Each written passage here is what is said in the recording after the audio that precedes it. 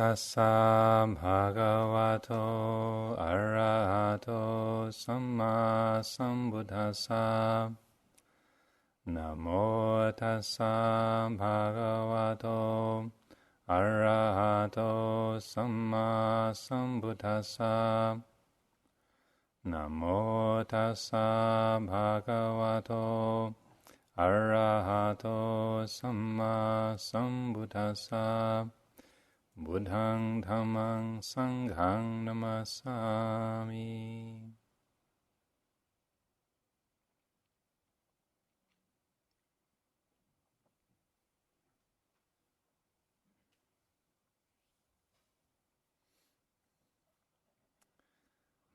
For those of you who might be wondering, that little solo that happens before the Dhamma talk, it's not just a sort of random ecstatic utterance by various Pali-speaking members of the group, but it's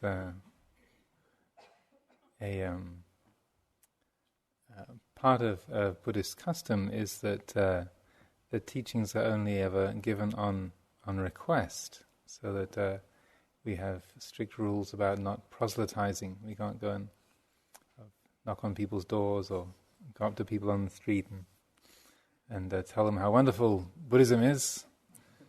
But there has to be like an interest expressed in the audience first, and then the teaching is drawn forth from that. And so this tradition began right at the very beginning of the whole thing, just after the Buddha's enlightenment. And as many of you probably know, the Buddha's first inclination was on reflecting upon the insight that he had awoken to, his realization of the fundamental nature of truth. His first thought was, no way. No one's ever going to believe this. How am I ever going to explain this? There's no point even trying. And so his first inclination was to just go off and be a hermit and not bother to try to teach anybody anything. And then, as the story goes, this Brahma god Sahampati heard this thought going through the Buddha's mind, and had this powerful sense of urgency arising, and then beamed down from the Brahma world and appeared in front of the Buddha, and then uttered the words that are contained in that little chant, saying, there are indeed many beings who are lost and confused and who can't understand the teaching, but there are a few with only a little bit of dust in their eyes who will be able to understand the teaching if you take the trouble to express it. And so then the Buddha cast his vision around the world using his all-seeing eye, and realized, well, somebody's right. Okay. So then he gave up his idea of being a hermit, and we are the inheritors of that initiative that the Brahma Sahampati launched all those years, 2.5 millennia ago. And then the Buddha's response for 45 years to tread around the Ganges Valley, and then speaking to whomsoever was interested or invited him to teach. So up until now, that rather than just presuming that you want to hear a Dhamma talk, even though it's there on the schedule, we still follow this custom. And in our monasteries, even though everybody knows on a Saturday evening there's a Dhamma talk on the lunar quarters, every new moon, full moon, and the 2 half moons, there's a Dhamma talk scheduled, but at the beginning of those evenings there's a similar request. So it echoes that same spirit, that the teaching needs to be really, there needs to be an eagerness, a readiness, an interest to hear and to listen and to reflect in the group. not just a presumption on the behalf of an individual that I've got something wonderful to say and you really, really need to hear it. Even though that might be true, it's if there's no interest and no one is ready to hear the teachings, then it's better to keep quiet, even if you have wonderful things that you could say. If a conversation or a dialogue takes two, and the Buddhist teachings they're teachings, they're not just proclamations. So that if the interest isn't there, then there's no point in saying anything. Better to go off and do the hermit thing. But anyway, I do detect there's an interest and an expectation, and this is all the preamble. So I was reflecting a little bit on Ajahn Punadhammo's wonderful guided meditation this afternoon, which is, interestingly enough, pretty much spelled out exactly as it is in the Buddha's shorter discourse on emptiness, the Chula Sunyata Sutta. And as he was describing it, and he made the point, and also, as I recall in the Dhamma talk, about moving towards simplicity, and that this is an important principle, moving from complexity towards simplicity. And so we can look at our life just as that meditation began with having our eyes open, looking around this hall, and there's all these different people and different plants and objects and different coloured clothing and different personalities and etc., etc. All this diversity and multiplicity, complexity. And it seems as though we start from that.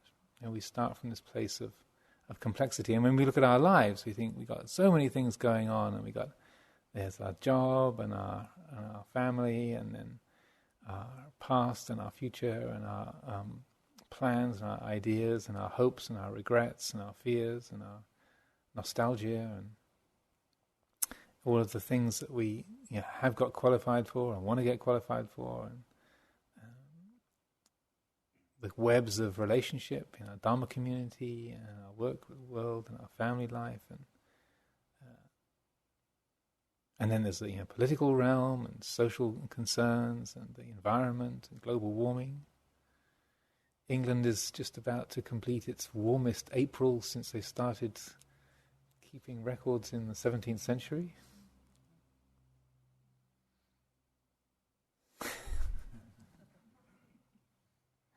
Even grey old England is warming up.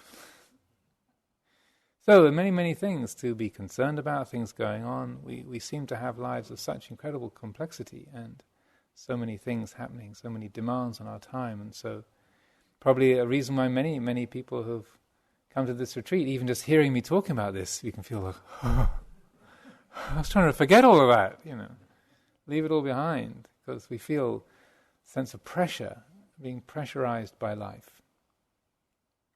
So we think, well, I need to be more simple. Like moving towards simplicity, that's great.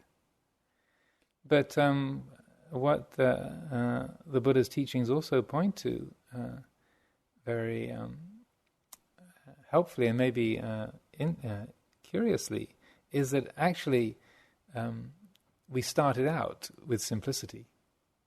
And it's not that we're beginning with the complex and the convoluted and the pressurized. This is actually a result.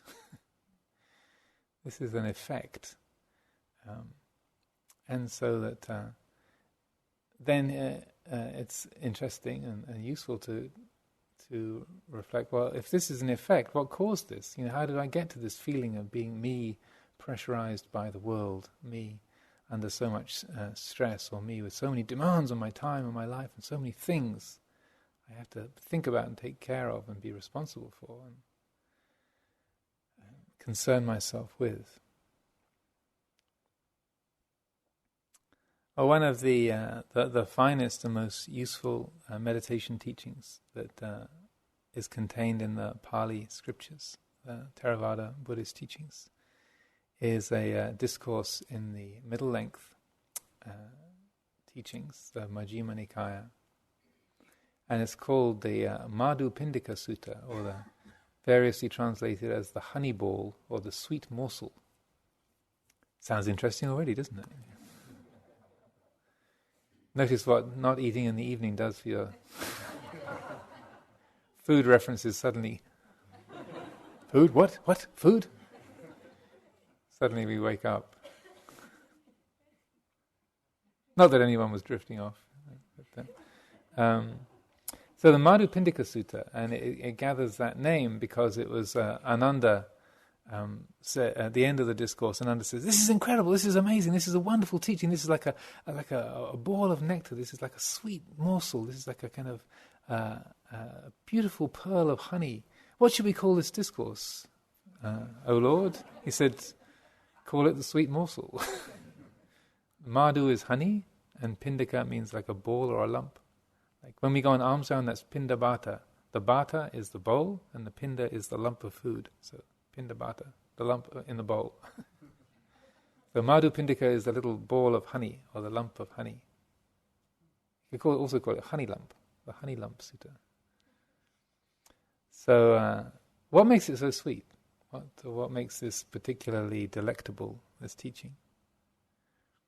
Well, it's a teaching that the Buddha gives in brief and then is actually spelled out by Mahakachana. But to cut a long story short, what it describes, it starts off with the Buddha sitting meditating in the forest, and then this character, a too clever by half young Brahmin called Dandapani, which means stick in hand, a sort of swaggering young dude comes sauntering through the forest, and in India, religious debates were rather like sort of fashion statements. You know, you try and outdress each other, or look good, or try and impress each other. So nowadays, it's by the kind of how small your cell phone is, or which kind of iPod you carry. Not if you have an iPod, but which particular, just how sophisticated is your iPod. In those days, religious debate had the same kind of cachet, so that you would impress each other with how smart you were with your religious philosophies. And so this young dude, Dandapani, comes swaggering through the forest and sees the Buddha sitting at the bottom of the foot of a tree. So he comes up to the Buddha, and the Buddha opens his eyes and says, "Yes, can I help you?" And so then Dandapani says, "So, O ascetic, samana, so what is your philosophy? What do you teach? What kind of spiritual path do you practice?" And basically not interested in the slightest in what the Buddha actually practices or teaches, but looking for a fight, so looking for a contest and to show how smart and clever and how he's got the flashier iPod. Let's see your stuff. What do you got? In the monastery, it's what kind of Leatherman you've got. It's the current monastic competitive sink for competitive urges. It's a guy thing, I'm sure the nuns have their own variety. People don't know what a Leatherman is. It's a gadget that can do everything. It's got pliers and screwdrivers and scissors. And I won't produce mine.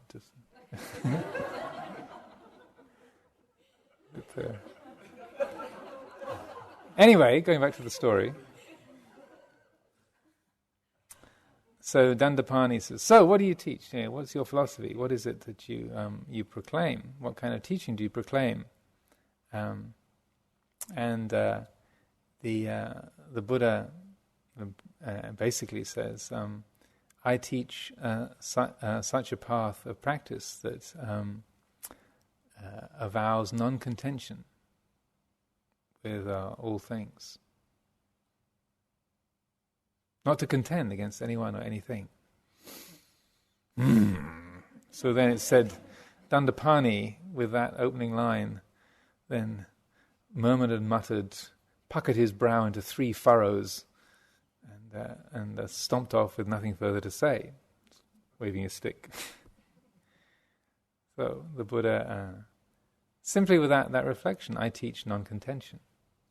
Yeah, basically, you want to fight? I'm not going to fight. No contest. You want a challenge? You want to show off? Fine, but I'm not going to play. I teach non-contention, non-conflict. So then, when he got back to the monastery and he told some people about this exchange, and then he was asked to expound a bit about non-conflict, or how can we develop that quality of non-contention. And so then he briefly explains it, and then they leaves the monks to their pondering of his short statement, and then they go and ask Mahakachana to go and explain, spell it out for them. What did the Buddha exactly mean? So I'm just sort of reducing the whole story a little bit here. So then Mahakachana spells out how the perceptual process works and how conflict arises. He said, well, first of all, it starts off with sense contact. We have eyes, ears, nose, tongue, body, mind. And so we have things contact the senses. We see something. It's like, the Buddha saw Dandapani approaching him. We see something, we hear something. So with a sense contact, phassa, then that which contacts the senses, then we perceive that, or sanya arises from that. That conditions sanya. A sanya is related to the English word sign, so it means like the way that we name something. It's just a simple naming of an experience. So we, without any particular kind of judgment at all, but we would say, black or brown or microphone, metal. It's just the basic naming of a sense object or sound.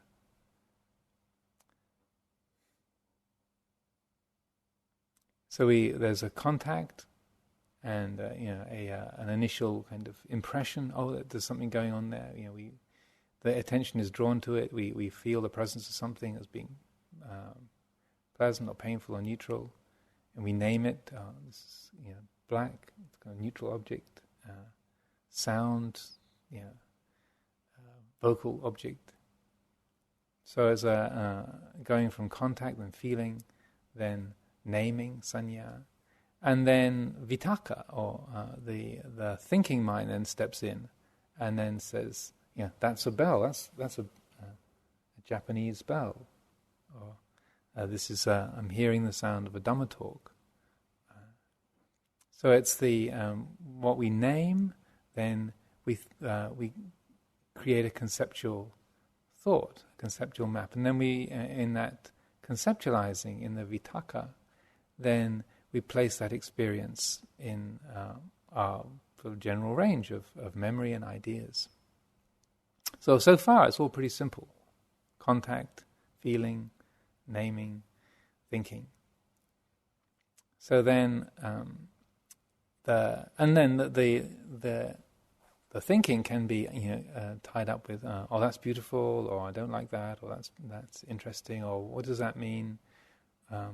I've got one of those. So the basic, simple conceptualizing about a particular object. Oh, here comes a cocky Brahmin looking for a fight.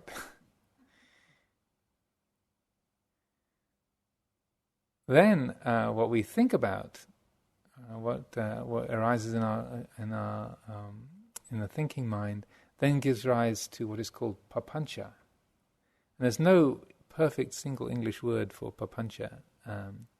The best phrase that I know of for this is conceptual proliferation. It sounds a little bit clinical, and actually the word papancha really carries a bit more of a punch, pun intended, to it. It's a bit sort of a richer and more emotive term. Mental prolixity is another one. it's like the mind starts to get really busy, gets carried away with the thoughts. So it's not just Japanese bell, Dhamma talk going on, or what's that feeling in my knee? But then that's the vitaka element. And then the papancha is, my friend had surgery last week. She had a terrible time. I wonder if it's the same thing that she got. She thought it was just a little sort of meniscus thing that was going to be done by a little microsurgery, and there was this whole horror story, and then the insurance company weren't going to pay up, and now she's worried about her job. God grief, now, what insurance have I got? Did I pay my last installment? Well, I'm up to the limit on my last card to pay for this retreat. Well, actually, no, I haven't paid for it yet. That's good. So I'm not up to the limit there, but yeah. But they were going to withdraw that card anyway. But which cards have I got that are still legit? Maybe I should get another one. Maybe, where's the phone so I can find out if there's any other... This is papancha. Have any of you ever had that kind of experience? Are any of you having that experience right now? How did he read my mind? Well, you'll probably not be astonished to hear this is a pretty universal human experience, and so this is where the trouble really starts to begin. Yeah, we get so carried away. What starts off as just like a simple contact, feeling, perception, thinking, then whoom, like an exponential, one of those exponential graphs, kind of y equals x to the fourth. Off it goes, zooming skywards, and the mind gets carried away rapidly, and we lose contact with the world. How many times have we been, maybe even on this retreat, you've noticed that the mind sort of picking up some tiny little event. Someone, you meet somebody in the doorway and they've got a sort of nasty look on their face. And they say, what does she mean by that? She's looking at me like that again. It's the second time she's done that. Who is this person? What's she got against me anyway? This is always happening to me on retreat. Well, I'm not going to stand for it. I'm going to write her a note. No, what's her name? Now, was she a Susan or was she a Sarah? No, she was Rebecca. No, Rachel. Whatever. I'll find out. I've got to talk to the manager. I'll find out what her name is. I'm going to write her a note, and I'm ready. Then you spend the whole next half hour composing this note to this, to set this person straight that they can't treat you in this abusive way.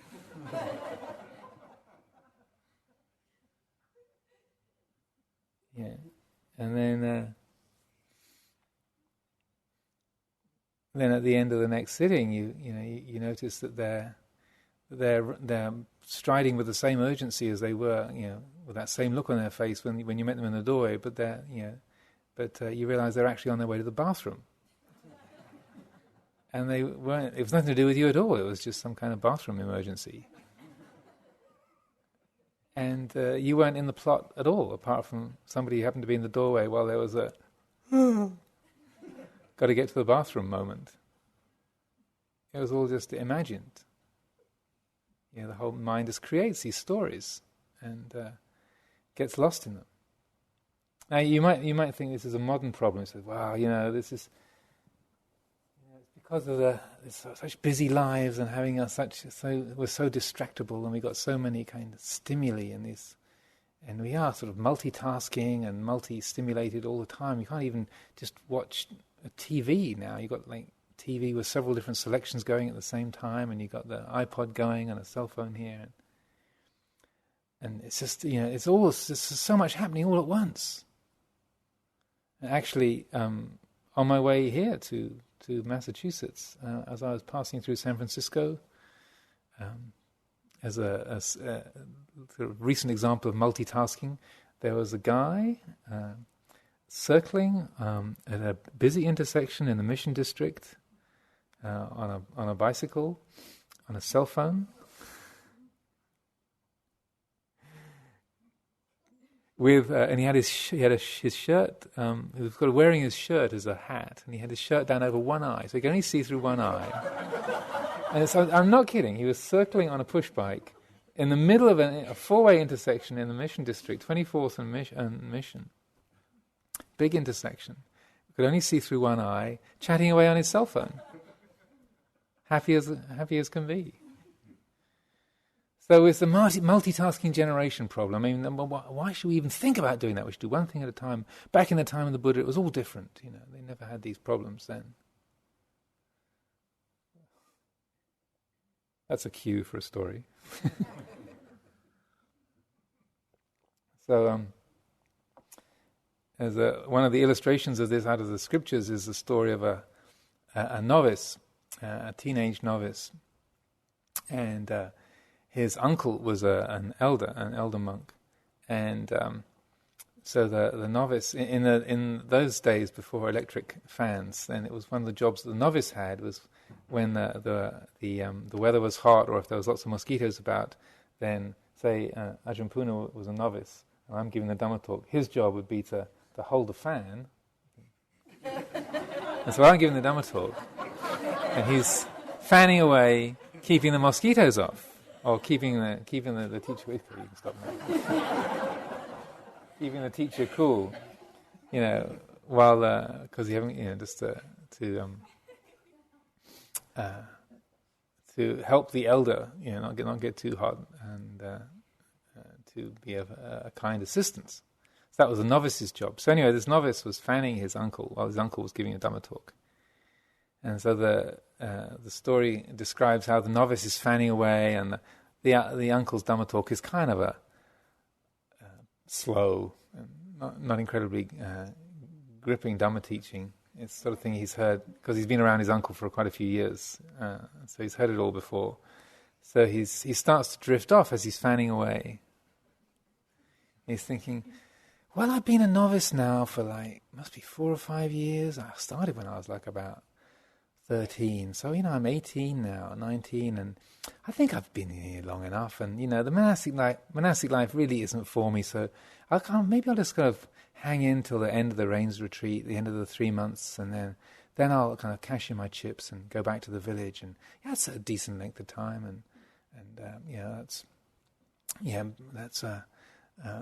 it's good, and I've learned a lot of things, and I can know how to meditate, and I know how to behave properly, and go back to the village. Yeah, that's right, yeah.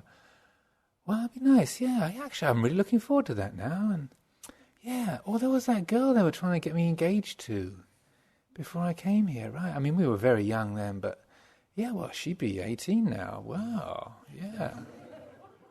Savitri, that's right. Wow, she was really nice. Well, she was really nice when she was 13. Oh, wow, 18, yeah. So yeah, maybe I'll go back and they'll renew the engagement. Yeah, that'd be great. Then we could get married. Anyway, yeah, that'd be great. Okay, they kind of make a bit of fuss about the wedding, but once all that's out, that'd be great. We can settle down and kind of use that bit of land that parents were talking about giving me on the edge of the village. Yeah, that'd be great. Then we can plant crops and then and raise goats. Get a few goats from the parents, and have a little herd of goats, and that'd be great. Yeah. And then we could start a family, and then that's kind of difficult though, because she's from the other village really, and they always want to go back and give birth to their children in their parents' house. So yeah, that's always a bit of a difficult thing. I hear bad stories about that. Yeah, that's tough, isn't it? Yeah. So. Well, because when she's not too far along in the pregnancy, then we'd have to get out on the road, and then I better bring the goats with us, because it's really good to have the goats, kind of food supply. They've always got milk with them, and then it's a bit of a journey to get to her village, but we still have the goat milk as we went along, so wouldn't have to worry too much about money for the journey. But those goats, they're really mischievous, aren't they? They kind of run away And God, they're hell to keep control of when you're on the road. Yeah, you've got to find a place to tie them up, and then they're always kind of running off here and running off there, and that's they kind of jump around and then off into the ditch, and then you have to kind of beat them like this to kind of get them back on the road, and then hey.